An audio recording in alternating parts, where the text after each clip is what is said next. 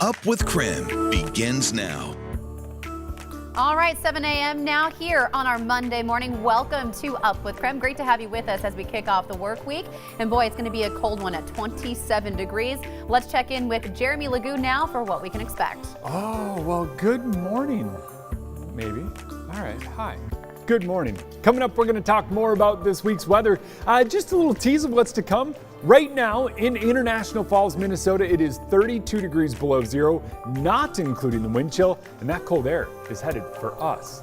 All right, Jeremy, thanks so much. Getting children to school has always been a challenge, even before the COVID-19 pandemic, but a new ride-sharing app could soon change that for Spokane Public School students. Now, the school district recently approved a new partnership with Hop Skip Drive dedicated to driving kids to school, and this morning we want to hear from parents. Would you be willing to put your child in a ride-sharing app alone? Weigh in right now in our live Twitter poll.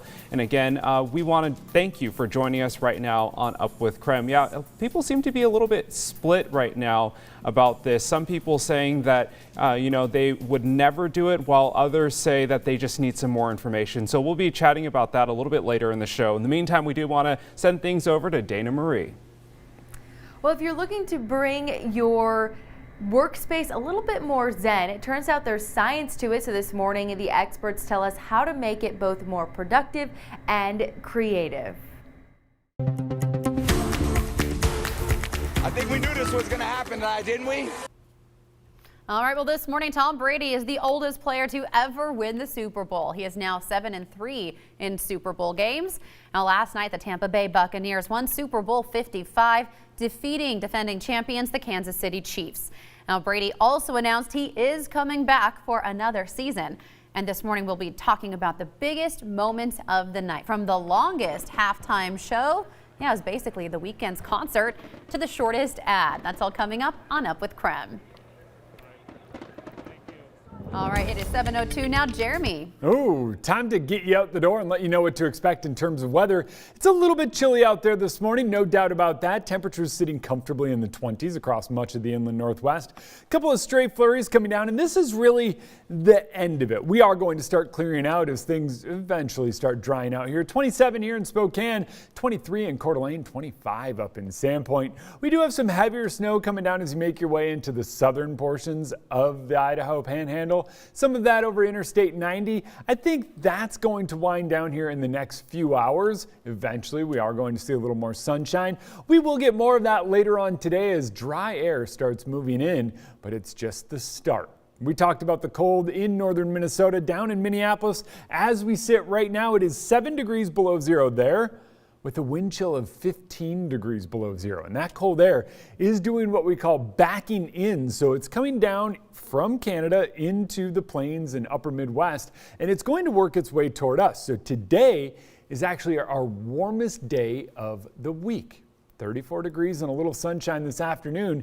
And if that sounds chilly, well, stay tuned. I've got a cold forecast coming up. Oh, the warmest? Really?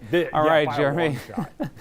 Thanks so much. Let's get to other big stories now. Right now, Major Crimes is investigating a shooting they initially thought could be gang related. The Spokane County Sheriff's Office says the teenager was shot and killed in Spokane Valley on Saturday. First responders found him dead when they arrived, and they're asking anyone with information about the shooting to call Crime Check. Tim, thank you. 7:04 now. Well, new this morning, 4 airmen from Fairchild Air Force Base are now in the U.S. Space Force. Nicole Hernandez joins us live now near the base with more. Hi, Nicole. And good morning, Jen. So it's a pretty normal day here at Fairchild Air Force Base. You can see people driving into work behind me here, but this morning, 4 people here are waking up as members of the United States Space Force. It ended up being 3 airmen and 1 lieutenant that were actually sworn into the United States Space Force here at Fairchild Air Force Base. Now, that happened last week on Wednesday. The 4 people are the first service members from the base to be sworn into the country's newest military branch. The actual ceremony took place at the base's Michael Anderson statue. Anderson was an astronaut who graduated from Cheney High School, and he actually died in the Space Shuttle Columbia disaster. An Air Force lieutenant colonel and astronaut for NASA said, quote, "The ceremony took place at the Michael Anderson statue in memory and honor of the pioneers that have gone before, like Anderson the late." Now, the Space Force flag made an appearance last night at the Super Bowl. You might have seen a glimpse of that behind Jasmine Sullivan while she sang the national anthem. So obviously some exciting news here coming out of Spokane, seeing that we have some people from here that are actually now in the Space Force. Live in Spokane, I'm Nicole Hernandez. Yeah, pretty exciting, Nicole. Thank you so much. 7:05 now. Well, this morning, legislators are calling upon Washington Governor Jay Inslee to prioritize teachers for the COVID-19 vaccine. Right now, only seniors and healthcare workers qualify to get the shot. Originally, some teachers were eligible this month, but after a few tweaks, teachers are now eligible this summer. Basically saying, oh, sure, we'll allow all school employees to get access under Phase B2, but we're going to push that out a number of months, and it's basically going to have the same result anyway.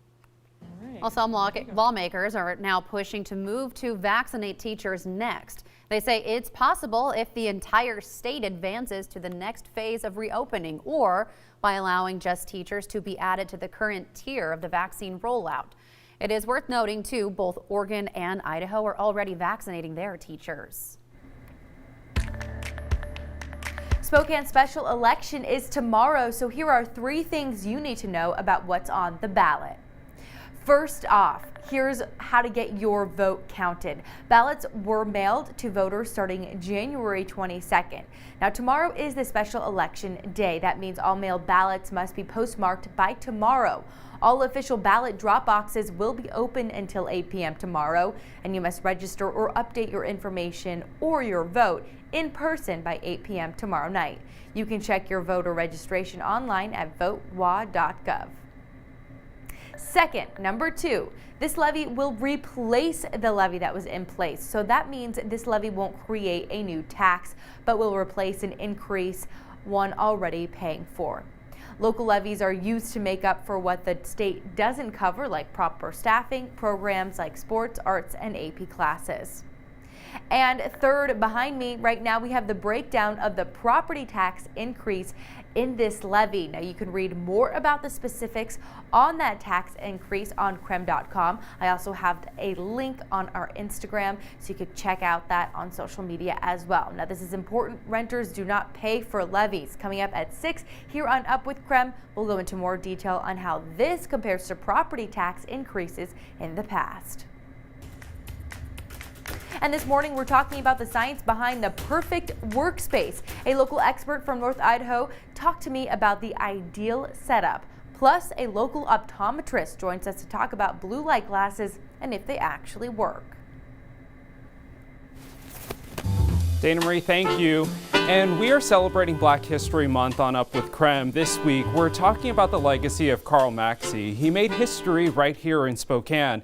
He was the first African-American to graduate from Gonzaga Law School and to practice law in Spokane. He was also the first African-American teacher for Spokane Public Schools. Now, on top of all of this, he was an NCAA boxing champ, and the list goes on. And his legacy lives on today in Spokane.